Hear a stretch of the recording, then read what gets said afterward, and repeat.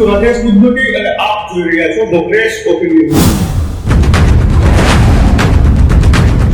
મોરબી શહેરના પ્રવેશ દ્વાર સમાન મહેન્દ્રનગર ચોકડી પાસે એક તરફ હળવદ મોરબી રોડ તેમજ મોરબી પીપળી રોડના 4 લેનની કામગીરી ચાલી રહી છે. કોઈ ખાલી પિલર ઉભા કરીને રાખી દીધા હતા અને બધા બીમ બનાવી અને રસ્તો રોકી અને રસ્તો બંધ થઈ ગયો એના જેવી વાત છે. ને કહેવાય ને પ્રજાને એક ઉપયોગીના બદલે નડતરરૂપ આખી વ્યવસ્થા બધી ઊભી હતી.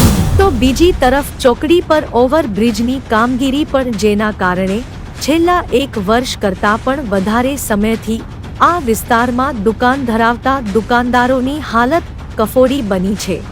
જ્યાં સુધી લોકો જવાબદાર નહીં બને ત્યાં સુધી તંત્ર પણ જવાબદાર નહીં બને. એક તરફ ત્યાંથી પસાર થતા વાહન ચાલકોને ટ્રાફિક જામમાં ફસાવવું પડે છે તો બીજી તરફ ત્યાં ધંધો કરતા દુકાનદારોને પણ તેમના વ્યવસાયમાં મોટી મુશ્કેલી પડી રહી છે. કે આ અધિકારીઓને કોન્ટ્રાક્ટરોને મિલીભગત હોઈ શકે. અમને તો આવા સવાલો ઊભા થાય છે કે કામ આગળ વધતું નથી તો આવું શું છે આમાં એમ. ત્યારે આ બાબતે અહીંના જ એક જાગૃત નાગરિક દિલીપ સુરાણી દ્વારા આ બાબતે સરકારને લેખિત રજૂઆત પણ કરેલી છે. જુઓ રાધેશ બુદ્ધભટ્ટીનો આ ખાસ રિપોર્ટ. નમસ્કાર, હું છું રાજેશ બુદ્ધવતી અને આપ જોઈ રહ્યા છો ધ પ્રેસ ઓપિનિયન. મોરબી એક એવું શહેર જ્યાં સુખ શાંતિ તો છે પરંતુ જરૂરી સુવિધાઓ. મોરબી એક એવું શહેર જ્યાં નેતાઓ તો ઘણા બધા છે પરંતુ જે લોકો હોય છે એવું નેતૃત્વ નથી. ઘણા બધા સવાલો છે. રોજ ઉઠીને મીડિયામાં પણ આપ જોતા હશો, ક્યાંક તો ગટરો ઉભરાઈ રહી છે, ક્યાંક ખાડાઓ પડી રહ્યા છે, ક્યાંક ગોવાઓ પડી રહ્યા છે. ઘણી બધી સમસ્યાઓ છે.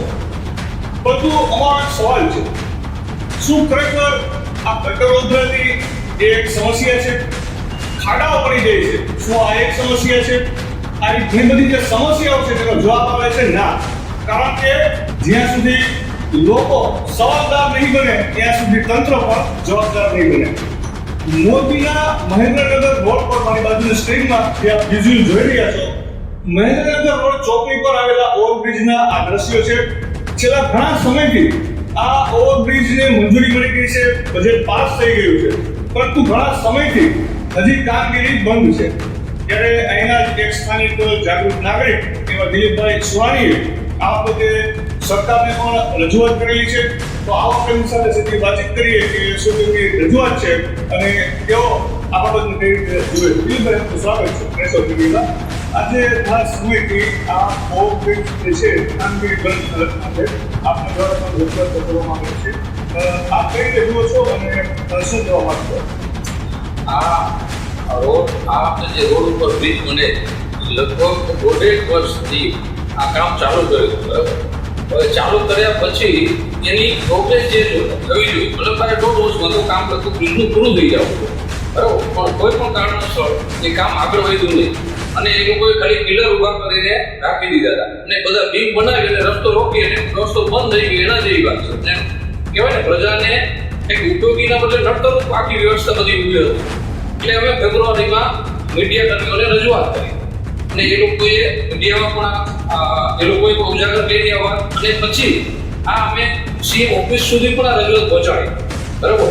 ત્યાર પછી આ બ્રિજનું કામ કે જ્યારે આમના જે ઇન્ચાર્જ છે એમના તરફથી અમને એવું જાણવા મળ્યું, બહારથી વાત મળી કે ભાઈ એમનું બજેટ પણ પાસ થઈ ગયું છે અને એમનું એપ્રુવલ પણ આવી ગયું છે એક્સટેન્શન માટે. છતાં પણ આજે ફેબ્રુઆરી અને આજે અત્યારે જુલાઈ મહિનો ચાલે, છતાં પણ આમાં કામ આગળ વધતું નથી. તો હવે તો આમાં અમને એવા સવાલો ઊભા થાય છે કે જે તે ડિપાર્ટમેન્ટના અંડરમાં કામ આવતું હોય એના જે કોઈ મંત્રીઓ હોય એમનો કામ કે એના અધિકારીઓ પર હોલ્ડ નથી કે અધિકારીઓ પાસેથી એ કામ વ્યવસ્થિત લઈ નથી શકતા, અથવા કે અધિકારીઓને એ કામ કરવામાં રસ નથી, અથવા કે આ અધિકારીઓને કોન્ટ્રાક્ટરોને મિલીભગત હોઈ શકે. અમને તો આવા સવાલો ઊભા થાય છે કે કામ આગળ વધતું નથી તો આવું શું છે આમાં એમ. એ અમે જાણવા માંગીએ છીએ કે આજે જે લોકોની સુખાકારી માટે તમે આજે પ્રોજેક્ટ પાસ કર્યો, બરાબર, એ પૈસા તો આજે લોકોના ટેક્સના છે કે બિઝનેસમેન હોય કે ધંધાદારી પેઢી હોય તો એના જીએસટી ના પૈસા છે. બરાબર. તે પૈસાનો દુરુપયોગ શા માટે એમ? ઉપયોગ તો થતો નથી કંઈ. કારણ કે એ જો ડેવલપ થાય અને કામ ચાલુ થાય અને કમ્પ્લીટ થઈ જાય સમયસર તો એ કંઈક લોકોને ઉપયોગી થાય. તો આ એક કંઈક લોક કલ્યાણનું કામ જેવું કહેવાય, બરાબર. પણ એ કામની મને તો કોઈ પણ જાતની પ્રોજેક્ટની કાંઈ કહેવાય ને લિમિટ કે કાંઈ દેખાતું નથી. સમય મર્યાદા તો દરેક પ્રોજેક્ટ કે કોઈ પણ કામની હોય, બરાબર. તમે પ્રાઇવેટમાં જઈને તમે પ્રોજેક્ટ જો કે સમય મર્યાદા કરતા પણ એ લોકો વેલા કામ પૂરા કરતા હોય, બરાબર. તો એમાંથી કંઈક તો શીખો તમે. અને લોકોના પૈસા આમનો ઉડાવવાથી મતલબ શું? તમે ખાલી ઓફિસોમાં બેસીને પગાર લો ને એ પણ ટેક્સના પૈસા જ છે માણસોના. તો એના માટે તમે વિચારતા કેમ નથી એમ? અને આવું કામ તમે જો આને સમયસર પૂરું કરો તો લોકહિતમાં કંઈ કામ કરી શકાય. એ તો શું, આ તો આવી તમે સુવિધાઓ બધું ઊભું કરી તમે દુવિધાઓ ઊભી કરો. તો એના માટે તમે શું પગલાં લેશો આગળ? અને આવું ના થાય તો લોકોનો તમે પરીક્ષા લો કે આ કાલે ઉઠીને લોકોમાં જુવાળ ખોટો ઊભો થાય અને એને આંદોલન કરવાની ફરજ પડે એવું તમે મતલબ આજે ચિત્ર ઊભું કરો છો.